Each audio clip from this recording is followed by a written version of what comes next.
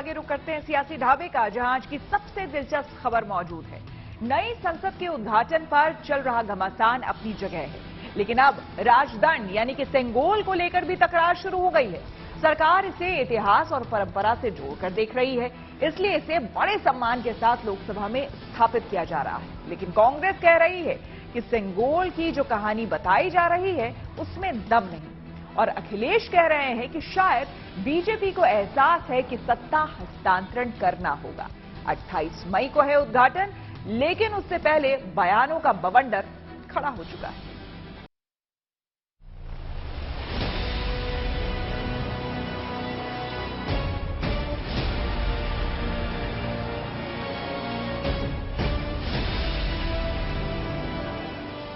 उन्नीस से गुमनाम रहा राजदंड जब राजनीतिक गलियारे से नमूदार हुआ तो हैरानी लाजमी थी, क्योंकि राजदंड के साथ उसका इतिहास, परंपरा और उससे जुड़ी 14 अगस्त 1947 की रात की कहानी भी सामने आई।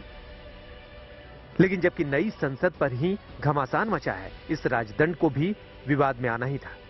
कांग्रेस ने राजदंड की स्थापना से ऐन पहले इससे जुड़ी कहानियों को खारिज कर दिया। जयराम रमेश ने ट्वीट करके लिखा कि सेंगोल से सत्ता हस्तांतरण की नेहरू, राजाजी और माउंटबेटन वाली कहानी बोगस है और सेंगोल पंडित नेहरू को तोहफे में मिला था। यानी कांग्रेस की माने तो इसकी कुल जमा अहमियत एक संग्रहालय में रखे जाने से ज्यादा नहीं है। कहने की जरूरत नहीं कि कांग्रेस का यह बयान सरकार को नागवार गुजरा, जिसकी योजना संसद में विशेष तौर पर सेंगोल को स्थापित करने की है। इसलिए अमित शाह ने पलटवार करते हुए ट्वीट किया, कांग्रेस को भारतीय परंपरा और संस्कृति से इतनी नफरत क्यों है? पवित्र सेंगोल को तमिलनाडु के शैव मठ ने पंडित नेहरू को आजादी के प्रतीक के तौर पर दिया था, लेकिन इसे म्यूजियम में वॉकिंग स्टिक के तौर पर रख दिया गया।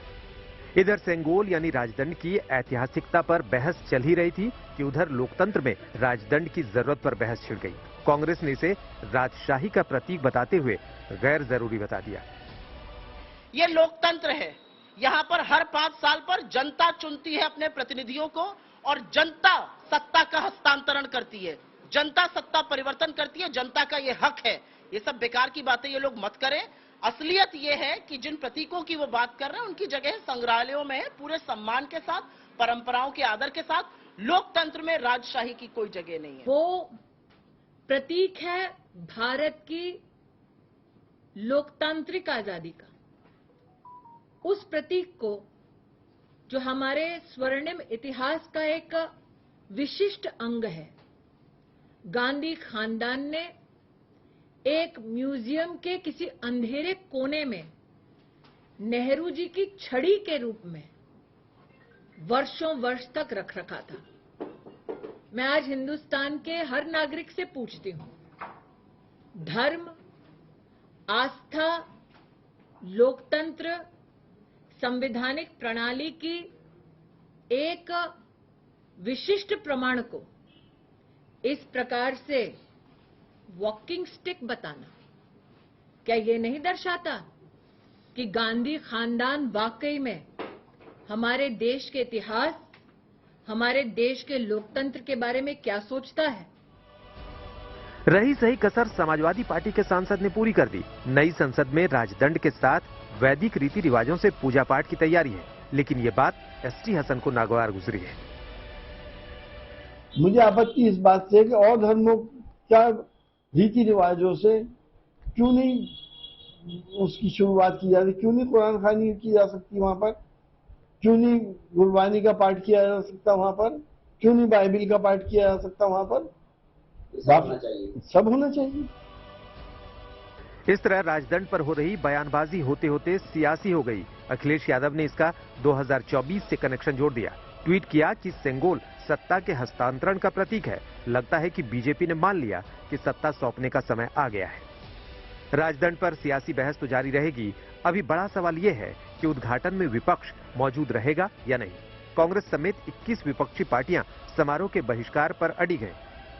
हालांकि सरकार की कोशिश अभी भी उनको साथ लाने की है, क्योंकि एनडीए की 18 पार्टियों के अलावा 7 विपक्षी पार्टियां सरकार की इस पहल के साथ हैं। कुछ और पार्टियां भी साथ आने के संकेत दे रही हैं। संसद भवन का उद्घाटन एक ऐतिहासिक अवसर है जो अब 21वीं सदी में दोबारा नहीं आने वाला है। राजनीतिक विरोध के अनेक अवसर आते जाते रहेंगे।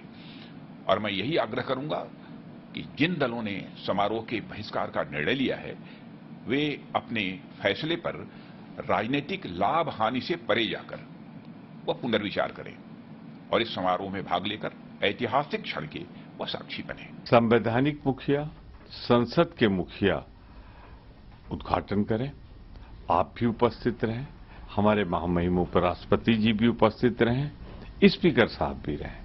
आइए मिलजुल कर इस आयोजन को करें।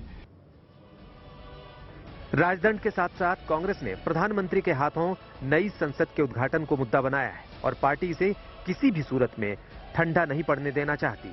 इसलिए लगता है कि नई संसद के उद्घाटन का ऐतिहासिक दिन विपक्ष के बहिष्कार की वजह से भी यादगार बन जाएगा।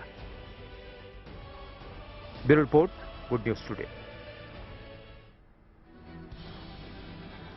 सियासी घमासान और विवाद के बीच नई संसद की भव्य तस्वीरें सामने आई, जिसमें पूरी इमारत के साथ लोकसभा और राज्यसभा दोनों को देखा जा सकता है। संसद भवन के द्वार पर बड़े अक्षरों में सत्यमेव जयते लिखा हुआ है। दोनों सदनों में सांसदों के सामने स्क्रीन लगाई गई है और सामने स्पीकर के बैठने की जगह है।